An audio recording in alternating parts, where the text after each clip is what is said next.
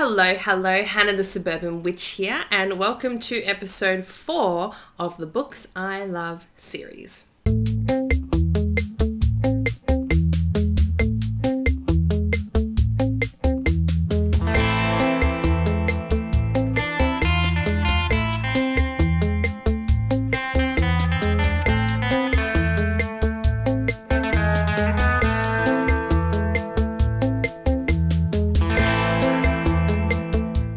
In today's episode, I'm going to be giving you 4 book recommendations. These are recent books that I have read, loved, and now wish to share with you.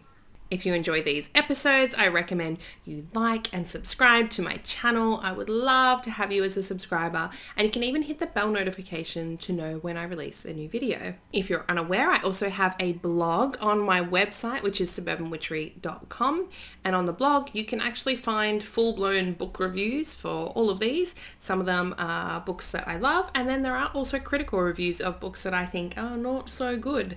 I won't be putting those ones here on this series. This is just for the books I love, but if you want to read the critical ones as well, definitely jump on over to my website, and I'll put the link in the show notes for this episode too. Book number 1 is Intuitive Witchcraft by Astrology. This is a book on using your intuition to elevate your craft. Do not let the size of this book catch you off guard. This is a hefty tome of knowledge.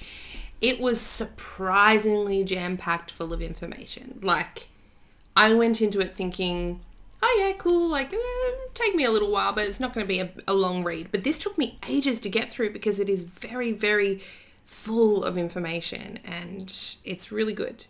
Really, really good. It starts out like a beginner book. It was a little bit tricky, a little bit of a tricky trickster, because I thought, oh no, here we go again, another correspondence list. But no, do not let that turn you off, because if you do, you will be missing some amazing wisdom that comes later on. So she literally takes you through from the beginning through to the end, starting at more beginner stuff up into more advanced parts of the craft. Again, it is purely intuitive led and is perfect for those on an eclectic or solitary pathway. Astrology writes with practical advice. There are, at the end of every chapter, there is suggested reading for more on those topics, which I think is absolutely imperative for all of us, right? To read further into the things that have piqued our interest. So definitely a book for you to look at. She also includes little excerpts from other people in the craft out in the community. So it's not all Astrology Taylor's work, it is little excerpts here and there of people that she obviously admires and has asked to contribute.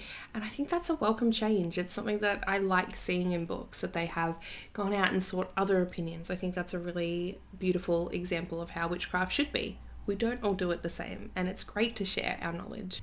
So I would definitely recommend it for beginners. It's also really good for people who are intermediate to advanced. It will rehash a few things, but it's just a good overall book. I find it's more like a reference book now. Like, you can look up exactly what you want to know more about and just read that specific chapter or that specific paragraph.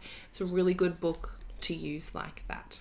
If you are a beginner though, absolutely, this will provide you a fantastic foundation. The next book on my list of books I love is The Witch's Path by Thorn Mooney, a book on advancing your craft at every level.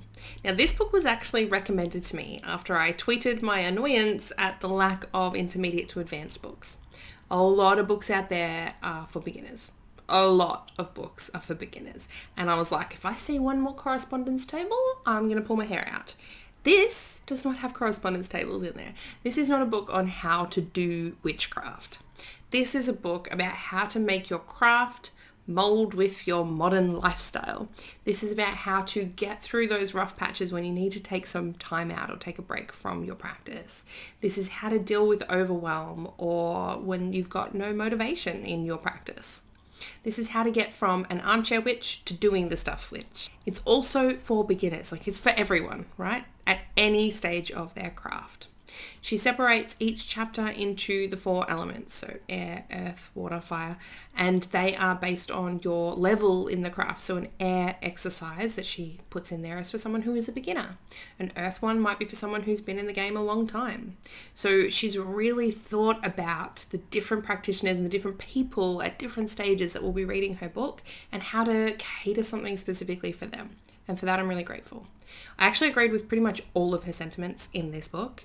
I found myself nodding the whole way through, and it's a really, really good book, especially if you're a busy parent or you run a business or you're just working full time, and it can be hard to find time for your practice. So she makes it very easy to find out what's important and how to make it work for you. The next book I would love to recommend to you is called Iris. This is a pagan portals book. So look how tiny it is. It's such a cute little book. It's less than 100 pages, which is super easy, quick, and just simple to read. It's really, really easily absorbable. This is by Irisanya Moon, and I've recently had her on the podcast as well, the Witch Talks podcast, so definitely have a look out for that episode. And this book is all about the goddess Iris, who is the goddess of the rainbow and messenger of the gods. Now, this goddess is one of the lesser known or the minor gods in the Greek pantheon, and there is no other books that she's aware of, that Irisanya is aware of, that have been written about Iris. She is not a well-known deity, and so it's fantastic to have pretty much all the information that she can find on her put into this beautiful little book. It's not a goddess that I had ever heard of, and now it feels like one that may be even calling to me. So this was a very beautiful book to find. It's super uplifting, goes through a lot of the do's and don'ts around deity work in general, but also just working with Iris as a goddess. She even covers aspecting, which is something that's not really covered in many books. It's a form of ritual possession by the gods, and really, really fascinating to read about. If you're just starting out in your deity practice, this one's a great one to read because it'll give you some foundations about deity work, and then you can choose whether Iris is a deity for you or whether you want someone else without having to commit a lot of time to reading a massive book, right? As I'm saying that, one of the bookmarks have popped out, and they're super cute. Look, it's a mini bookmark. Amazing. The last book I'm recommending on today's episode of Books I Love is this one, The Witch's Name by Storm Fairywolf, a book about crafting identities of magical power. Now, when I read all of these books, which I do for myself, and I do it for you guys, I do it to review them, I do it to learn and hear other voices in the craft. And so I read a lot of books, right? I'm constantly reading books, and they're all non-fiction, right? So whereas I can pick up a fictional book, like a nice fantasy book, and I will rip through that in a few hours or, just be hooked in. The non-fiction ones are not like that. You don't usually get hooked in. You kind of have to maybe read a page or a chapter at a time, and it's like learning, right? It's like studying. Storm's book is different.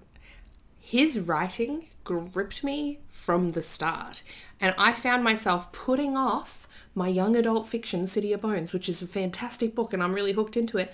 But I wasn't, because I usually read a few books at a time, I wasn't getting to that. I was like, no, I don't have time. I got to keep reading this one. I was really, really loving it. His writing style is fantastic. As I said, it hooks you in. He takes you on a journey. And I found this topic surprisingly fascinating, talking about magical names and the power that we have in naming things and naming ourselves, and the history of language and the way that it's moved and changed. And it was just wondrous. I really, really appreciate the way he's written this book, the way he's presented all of the information, and it's now got me thinking, maybe I need a magical name, which is not something I had ever considered before. So I think a book that inspires you to try something is always a good one in my list, and I absolutely love him. I've invited him onto the podcast, so keep an eye out for that episode as well. If you appreciate my opinion on things like this, definitely make sure you are signed up to my newsletter. You can do so on my website, suburbanwitchery.com. That's where I share blog post links to all of my book reviews. That's where I share links to the episodes that are coming out on the podcast. That's where you can get updates on sales that I might be putting out, or when I'm opening the doors to my course in the Art of Psychic Divination once more. Don't forget my thriving Patreon community as well. I would love to have you over there to connect with us and join in on the conversation, the learning, and the fellowship that we all have together. Head down to the link in the description box for this episode and you will find a link to my Patreon there as well. I hope to get to know you there, and please, as always, leave comments, ratings, reviews, all of that. I would love to hear from you. And don't forget to subscribe. I'll catch you next time.